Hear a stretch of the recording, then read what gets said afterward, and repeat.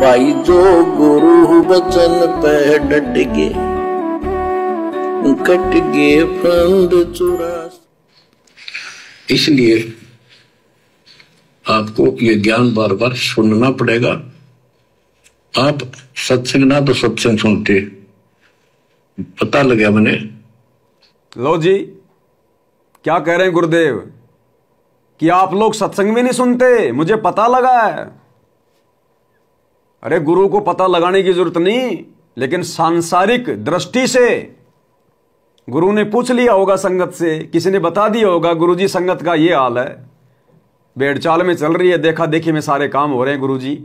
इन आश्रमों में ना तो ढंग से बैठ के कोई सत्संग सुनता, ना कोई ज्ञान चर्चा होती है, क्योंकि आपस में आश्रम वालों में भी तो राग द्वेष ईर्ष्या कूट कूट के भरी है। आपस में एक दूसरे की निंदा चुगली गुरुजी के पास में करते हैं जाके। तो गुरुदेव कह रहे मुझे पता चला है, ना तो आप ढंग से सत्संग सुनते। अब बताओ भाई और बहनों, जब ढंग से सत्संग ही नहीं सुनती संगत, अरे गुरु कह रहा है ये बात है, कितनी बड़ी बात है ये। और काम क्या हमारा, ये भक्ति मिलने के बाद, सतगुरु मिलने के बाद हमारा काम क्या रह गया? और क्योंकि तुम्हारे सारे पाखंड, तुम्हारे सारे नाटक, ये ड्रामेबाजियां जो तुम आरक्षणों में बैठा करते थे, गुंडों की सीबीआई जांच का समर्थन कर रहे थे, ये न्यूज़पेपर के माध्यम से जेल में भी तो जाती थी। सतगुरु भी तो देखता है, पढ़ता है।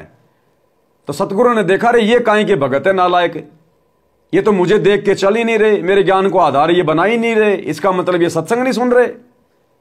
मैंने कब किए ड्रामे, आरक्षण में जाना, गुंडों की सीबीआई जांच करवाना, स्टेडियम बनाना, हॉस्पिटल बनाना, मैंने कब किए काम? इन्होंने कहां से सीख लिए ये कुकर्म? तो गुरु कह रहा है कि मुझे पता चला है, ना तो तुम सत्संग सुनते। तो बताओ, सत्संग नहीं सुनोगे तो भक्ति क्या खाक सफल होगी? परमात्मा को क्या खाक प्रसन्न करोगे?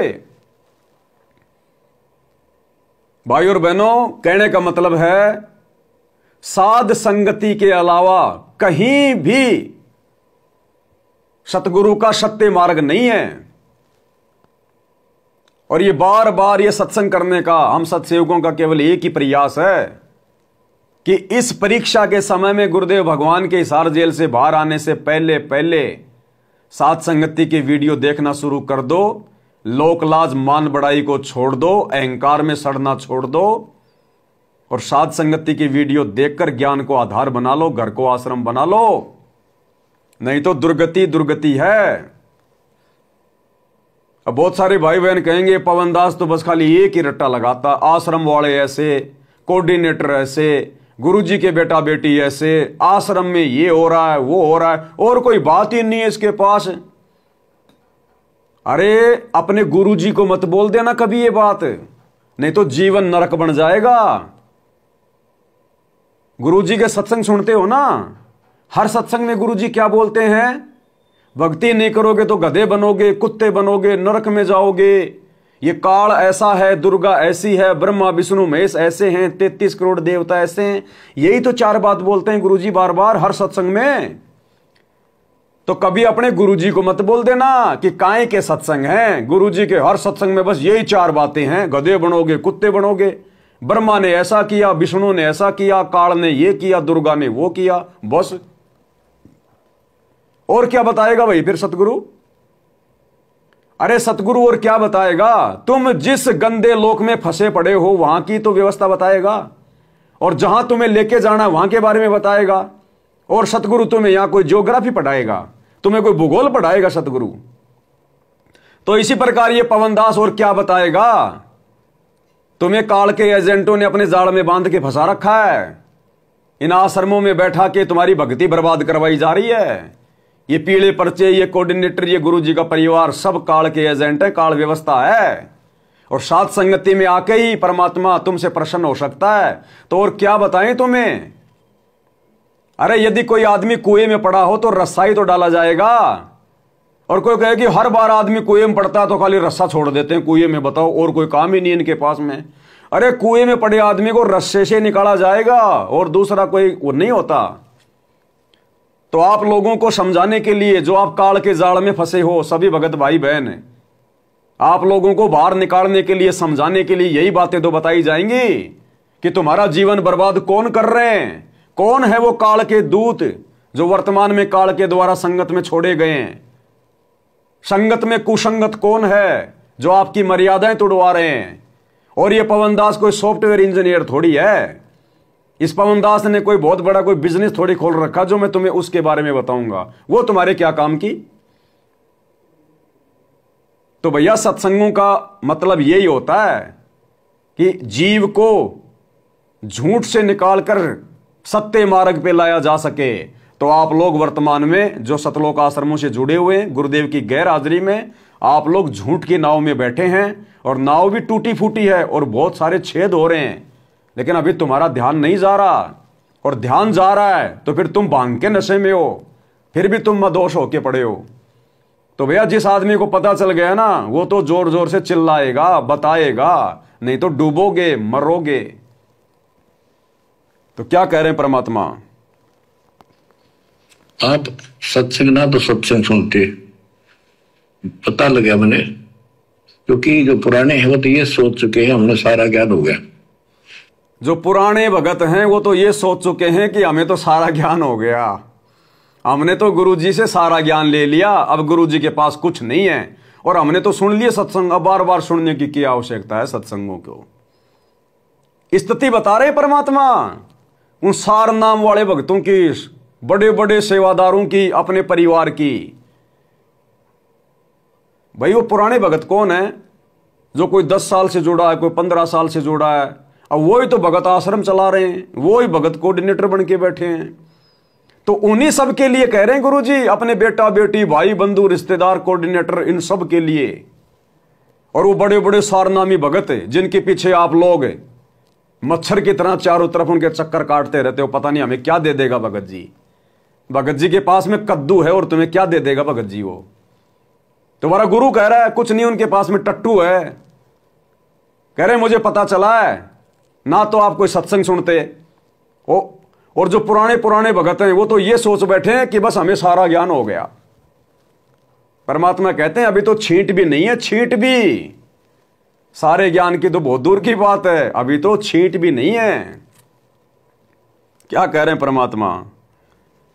सत्संग ना तो सत्संग सुनते, पता लग गया मैंने, क्योंकि जो पुराने हैं वो तो ये सोच चुके हैं हमने सारा ज्ञान हो गया और औरों को समझाने में लग जाते हैं। अच्छी बात है, औरों को समझाओ, ये तो बहुत अच्छी बात है, लेकिन समझाने का अर्थ है उसमें अपने ऊपर भी लागू रखे उस काम को, उन बातों को स्वयं भी फॉलो करे। तो मुद्दास देख रहा, अगर ये फॉलो करते तो सार नाम लेकर नाम खंड नहीं करते।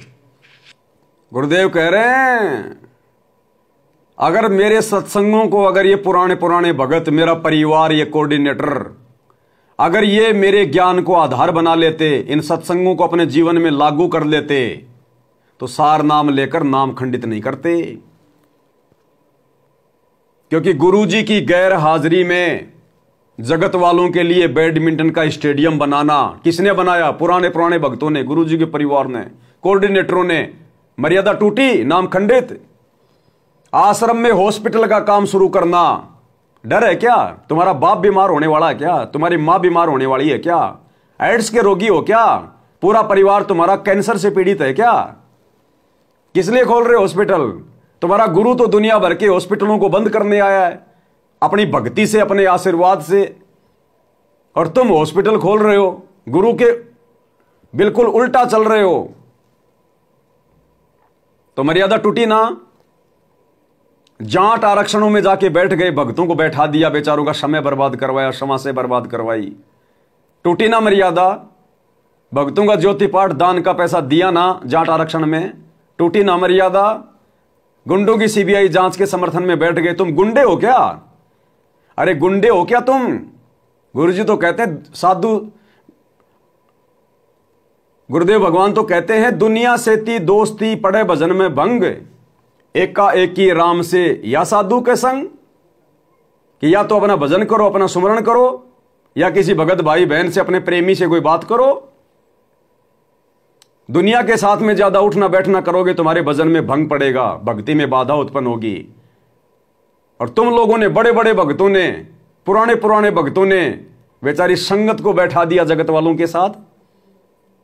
जसिया के धरने पर जाओ, गुड़गांव के धरने पे जाओ, फलाने धरने पे जाओ, बसें भर भर के। इसीलिए पैदा हुए हम, दुनिया के चापलूसी के लिए, चमचागिरी के लिए, अपनी अनमोल समासें बर्बाद करने के लिए। तो टूटी ना मर्यादा। ये तुम्हारा नाटक क्या सतगुरु नहीं देख रहा था?